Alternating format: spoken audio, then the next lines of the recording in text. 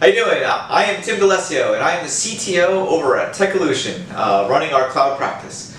So, what is Anthos, and why should you use it? If you want to know more about why you should use it, go check out this video. I do a good job explaining why and who should be checking it out. But this video is a little bit different. We're talking about what is Anthos today, what actually makes up Anthos. So Anthos is a set of tools that Google has put together that allows you to run all of these tools inside your data center or another cloud provider. So, at a high level first, what Anthos is GKE on-prem. So this is the GKE Google Kubernetes engine platform that's running inside of GCP and the cloud that you can now install on your data center. So this is the first piece. This actually brings Kubernetes to you, and it's a managed Kubernetes, so Google takes care of all the hard things with it. All the management of the master nodes, all the management of the actual clusters. So it's a great feature there. The second thing here is service mesh.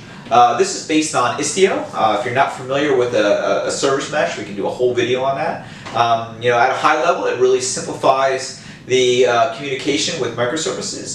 It acts as a sidecar to all the containers, so it controls all of the data in and out of the container, and it allows you to control and visualize all those data in one spot. So a very cool thing.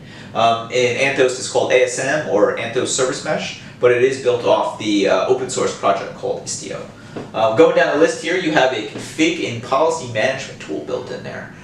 This is great. What this really does for you is it allows you to take the same artifact that you build and push it through your different environments. So whatever you push to dev, to test, to production is actually the same artifact that was built and tested in the previous environment. The only thing that's different is the configuration information, what databases you connect to, and all the policies that go around that. So that's baked into Anthos as well.